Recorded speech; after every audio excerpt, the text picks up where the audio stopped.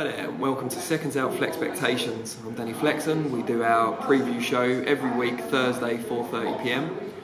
I'm here after the Terence Crawford versus Amir Khan press conference at the salubrious Landmark Hotel in London. And we're going to talk about what's coming up this weekend. Obviously, Khan-Crawford or Crawford-Khan's not until April. So the big show this weekend, unless you've been living under a rock, is Manny Pacquiao against Adrien Broner. Interesting clash of styles, both inside and outside the ring, of course. Manny Pacquiao, very humble, man of the people, gives lots of his money to charity, tries to help his community back home in the Philippines, obviously a senator there as well. Going up against the brash, often cocky Adrien Broner, often known to be controversial, both with his comments and some trouble he's got into outside the ring. Looking at the fight itself in Las Vegas, again, you know, there's the intrigue is around the fact that Broner, while skillful, he's got good hand speed, quite slick, doesn't throw enough punches, or hasn't in most of his major fights as a pro. He's a 4-weight world champion, but without the elite victory on his resume that he really needs to put himself as a modern great. When he has stepped up to a real true elite class, he tends to have come off second best. And a lot of that is because he doesn't throw enough shots, or he doesn't commit to his attacks early enough in the fight. So it'll be interesting to see if he can reverse that against Manny Pacquiao. He's saying all the right things in the build-up, but it's hard to say. Pacquiao certainly looked rejuvenated when he beat Lucas Matisse last time out. If he brings that sort of form again, even at the age of 40, he'd probably have too much for Broner. Whether he can stop him or not, though, is open to question. Broner's never been stopped, and he is tough. He can take a shot. He took some big ones from Marcus Maidana in his first defeat. So it might be worth putting some money on Manny Pacquiao via decision, whatever the odds are on that. It's a good bill as a whole, actually, over in Las Vegas. I think Roshi Warren is fighting Nudina Bali for a vacant bantamweight belt, I believe. That's a good fight. One that really stands out to me is Marcus Brown against Badu Jack for a slice of glory at light heavyweight.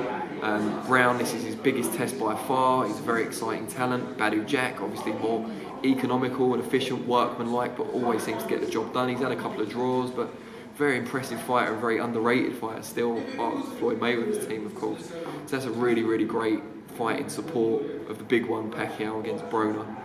If you can't wait until the early hours of Sunday morning, UK, or Saturday night, US, to get your boxing juices flowing, if you like, what an image with me on the screen.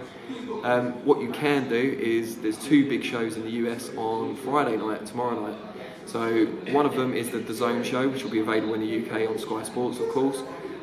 Not the greatest of bills, I've got to be honest. A lot of the opponents for the A-side fighters were announced at relatively short notice, which is never a good sign. Main event sees Demetrius Andrade defend his WBO middleweight title against Artur Akavov, who we saw giving an under-par Billy Joe Saunders a lot of trouble a couple of years ago. Akavov, since the Billy Joe Saunders fight, hasn't looked great, and he's struggled to a couple of his wins since. He could give Andrade a few problems, but you would think that Andrade will win this one at a canter. If I'm annoying you, by the way, by constantly saying Andrade, that is how he, the fighter himself, says it's pronounced, not Andrade. So I'm just going by what he's told me.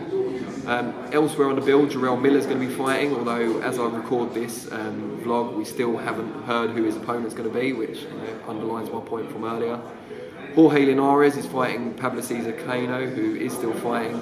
Seems like he's way past his best now. After Linares debuted super lightweight with the win over Abner Cotto, I think we thought he'd step up a lot more in his second fight at the weight, which he hasn't, so that's a disappointment too.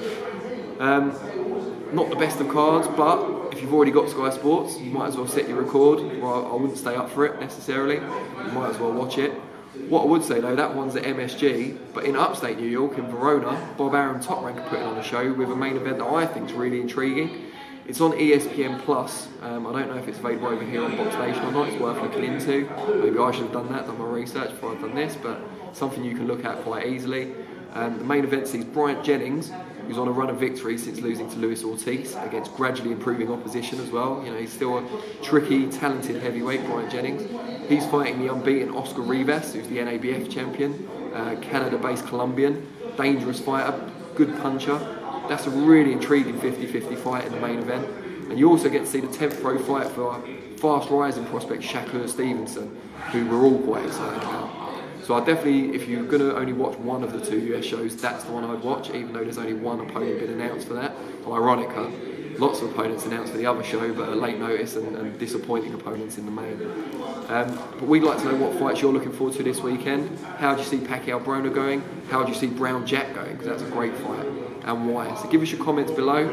FLEXpectations will be back next week, 4:30 PM Thursday, and Reflections, which will look back on the weekend's action, that will be here Monday, 4:30 PM, again with me, and probably from my new front room, not the landmark, unfortunately. We can't do this every week, but I've enjoyed it. I hope you have too. We'll speak to you next week.